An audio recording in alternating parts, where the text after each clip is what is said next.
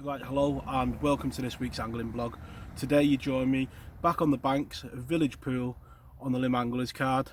We're out for a short morning session because we are out on the banks tonight in search of those elusive canal carp. So it's only going to be a morning into early afternoon session today and we'll see how we'll do. It is the second trip to this venue, and the first one I went into a lot of detail about how I approach a new water, and you can find that video at the top of the screen now. This video today will make a lot more sense if you watch that video, because today is kind of like an evolution on the next step that I would take on a venue on working it out. Right, so a quick recap on that session. The lessons learned from it was there are some quality fish in this venue, and that is what I'm hoping to target today with the approach that I'm going to take. Some of the baits on the last session worked really well, and I do think hemp was one of them baits that really got them quality fish into the swim, as did the micro pellets. So what we'll do is we'll have a look at the swim, the tactics that we're going to use and the baits that we're going to use on this session today, as a kind of like I said, an evolution on the idea of what we learned from the last session. So let's have a look. One thing about the venue, we worked out it was quite shallow, and the float that I used last week was to set up for all scenarios. When I first plumbed up, it could have been 10 foot deep, it could have been 2 foot deep, I didn't know. So with the 1.25 gram float, I'd covered all scenarios. That float would work across all of them to a certain degree. If the swim was 10 foot deep, it would be perfect. If the swim was more 2 to 3 to 5, it would still work. So working on the idea that we're dealing with a shallow venue, today's setup, I've gone with the Drennan Aqua Elastic again. I feel like it played the fish very well. I've got £2 5-ounce line down to a much smaller float it is a 4x12 float, and that is down to a number 6 gripper stop from Dinsmore. I've got another number 6 further down the line, and then I've got a £1 14-ounce hook link with 2 number 12 sticks on, down to a size 20 hook. It's a much lighter presentation, and it's going to allow the bait that I'm using today, which one of the baits is quite light, so it's going to allow it to go slowly through the swim and catch fish at all layers. So yeah, a much finer presentation. So that's the swim for today. You have a good look round. We're trying a new area of the pool, and that is something that I would always do on a venue, move around it on each session to try and find if there's any, deeper spots, any spots that are shallower or where fish might hold up. The session that we fished last week was in that swim there. I've already seen Mr. Carp over there, and I'm not going too far out. I'm only fishing in line, I think it's with that tuff there and down here, about 3 sections of pole. So that's the swim that we're going to be fishing today. So side tray for today, I've got round about 2 pints of Cheshire Particle hemp, casters, micro pellets and maggot, and they're the 4 baits that I'm going to be fishing with today. Right, so going quickly over the baits, chose hemp seed. I'm almost certain this is the reason why we got them quality roach in the swim last week, and if there's more of them about, that is certainly going to help attract them into the swim. Caster is always a bait that tends to single out the quality fish.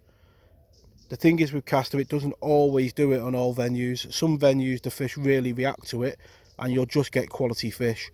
On others, the small fish still get attracted to it and it doesn't be as effective. So it'd be interesting today to see how effective caster is on this venue. Micro pellets, obviously for the skimmers, because there is a good head of skimmers. And maggot, I am just hoping to use this as a hook bait, and we'll have a look at that in a minute. But as you've seen at the start of the video, there's been quite a frost this morning, so maggot might actually come into its own today if it gets tough.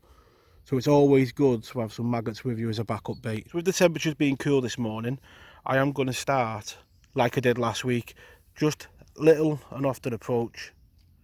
So a few casters,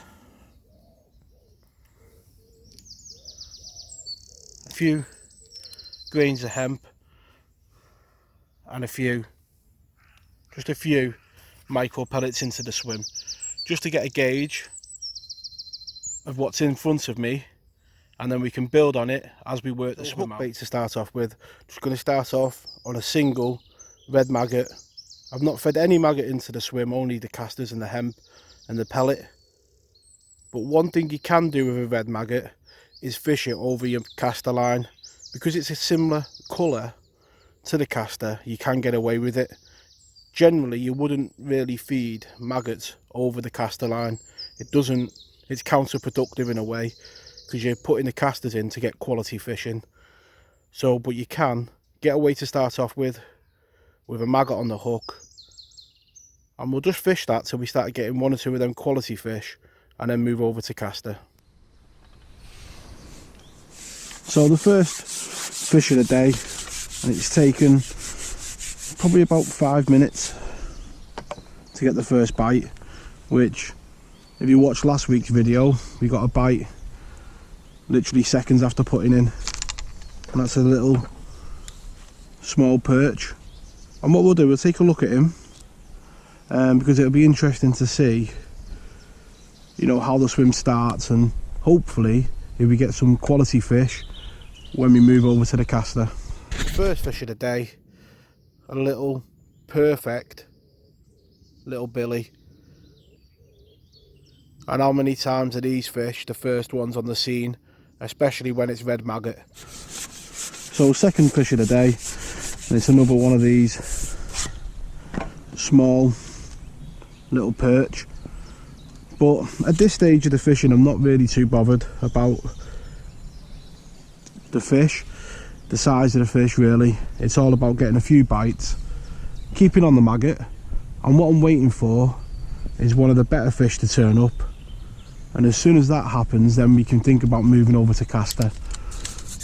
Them better fish, when they move in, will take the maggot, but what you're hoping to do is target them as a shoal when they arrive, to pick out them better fish time and time again. But in the early stages, the attraction of the maggot, because it moves a lot, will get you the early bites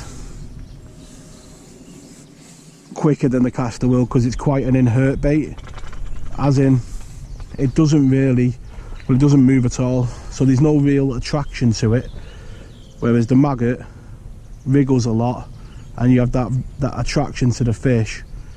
And that's why you tend to pick out the smaller fish to begin with, because they kind of ignore the caster because it doesn't move. So as predicted, it's been a really slow start to the session.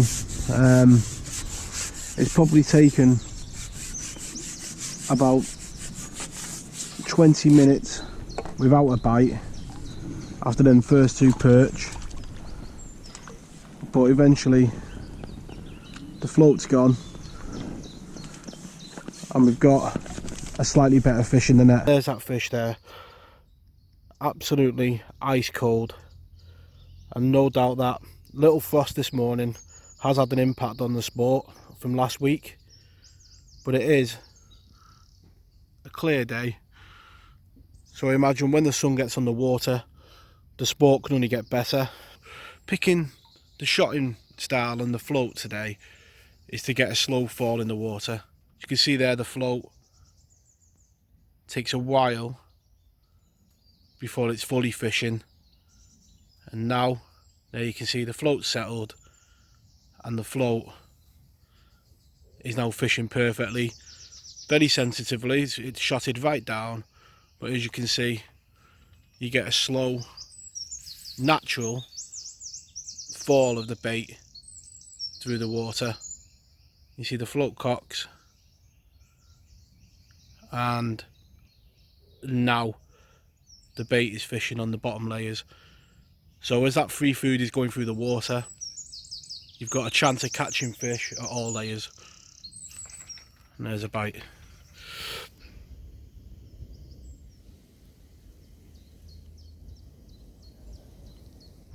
So just moved over to caster after quite a slow start. It has been a slow start. A lot of them perch on maggot, so I thought, well, I'll put a caster on just to see if that's going to make a difference, and the float's gone straight away with a better quality fish, so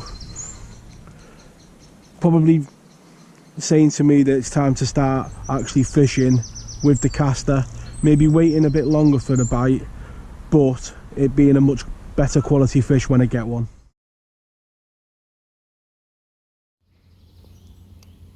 So it's nowhere near a bite of chuck by any standards, but waiting on that caster, that has brought 2 better quality fish. So sometimes it doesn't really matter how you hook your caster on. You know, you can just put it on as if you're fishing with a maggot.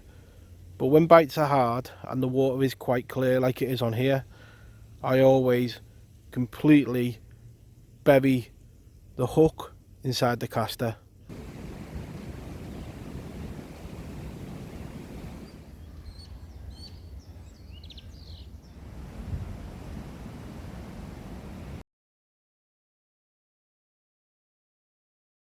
Right, so we're about 2.5 hours into the session now, and it's safe to say it's not going to plan. By this point, I would have hoped to have had a few more of them better quality fish in the swim. And as I said at the start of the video, caster doesn't really work on every venue at sorting out the fish. Some venues it just doesn't work, and this could quite possibly be one of them venues where the fish just don't tune into caster. I must say at this point conditions aren't really helping. I was hoping by now the sun would have come on the pool, maybe warmed it up a bit, because it has been really cold this morning. As I say, we had the frost, but that's continued onto the session. It has been really cold. So going forward with the next couple of hours of the session, from this point on I'm going to start feeding maggot over that caster line, hopefully to try and get the same results that I got last week and get a few more bites and build the swim that way, and see whether feeding the maggots will attract more fish into the swim, and it will tell us whether or not it is the caster or the conditions today that has affected the fishing. With caster and maggot, you can do that with maggot on top of caster. What you do is the maggots will take over the swim, and you can continue to fish maggot and maybe try caster on the hook, but you can't really do it the other way around. If you start feeding maggots and then put casters over the top, I've never found it works that well. So that's what we're going to do going forward, and let's see if it makes a change. So that change over to maggot has brought a quicker response. As I say, having to make that decision didn't come quickly. I have sat there for quite a while with the odd bite here and there, just feeding maggot over the top, and that fish has come within the first 20 seconds of putting in over the top. The next put in, it's gone again really quickly, and I just said then hopefully to start beginning to build the swim and getting a few bites. But amazing how one little change like that over bait can make a difference. And all that time sat on caster, and it's got to be within 5 minutes of starting to feed maggot we've had this, which I would consider, you know, a caster sized roach, what you would expect to be catching regular on caster. And like I said, some venues the caster just doesn't work on, and it could well be that this is one of them venues that is just a maggot orientated venue where the fish just respond to maggot and caster doesn't really work. And I guess results speak for themselves with that, don't they? Like I was saying, some venues just don't respond to caster, and I have no doubt that that fish has been coming in, feeding on the hemp and just not feeding on the caster. You put the maggot in and straight away them 3 fish have come, like I say, within the first 5 minutes.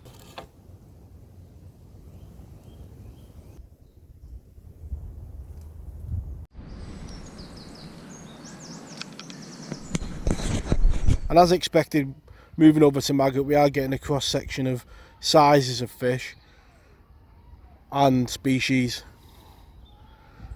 but having sat, struggling this morning, it's great to be getting a couple of bites. So since changing to maggot, the bites have increased, but you're having to work to keep them coming. Like, feeding by hand, as you've seen there, has certainly improved the amount of bites, and also going a section of pole past where you're feeding has helped keep the bites coming.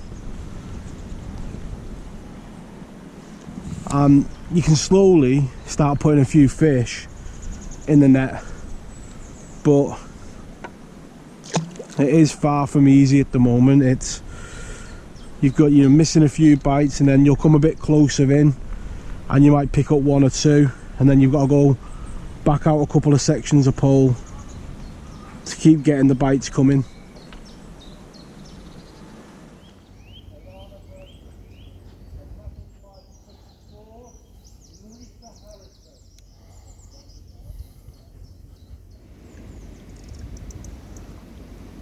And there's another fish, and it literally is gone from really hard to almost a bite of chuck. And I guess it shows that no matter how much we plan, the most important thing is what the fish want on the day. And today they didn't want caster, and they wanted a moving bait like maggot. And then results just show that. As much as you can plan your session ahead, it all comes down to what the fish want on the day. So one change that I have made is I've started feeding the swim via hand. It means that the bait is much more spread out, as you can see, over an area. And when you're moving between your normal swim and a pole length out, further out, it does help to spread the fish out a bit. With the cad pot, it's fantastic for fishing right over the top of your bait, but when you're doing this, you kind of want some of the maggots to go on the pole further out line and some to be on your normal line at the same time, so you're getting a good spread of bait over an area. And that way sometimes you can go just a half section of pole further. It just gives you that bigger area to fish over. And this session really has shown how you can get it wrong, but when you get it right, how different the results can be. But when you get the feeding right, it's about just getting into a routine with it now. It's still the same rig as this morning, so just feeding the maggots and flicking the rig out over the top with the same shotting pattern, the 2 number 6 shots strung apart. And as I say, when you get it right, I mean, that just shows, doesn't it, how long we sat this morning without a bite, and now feeding the maggots by hand, we've probably hooked what looks like a decent skimmer. There's that skimmer.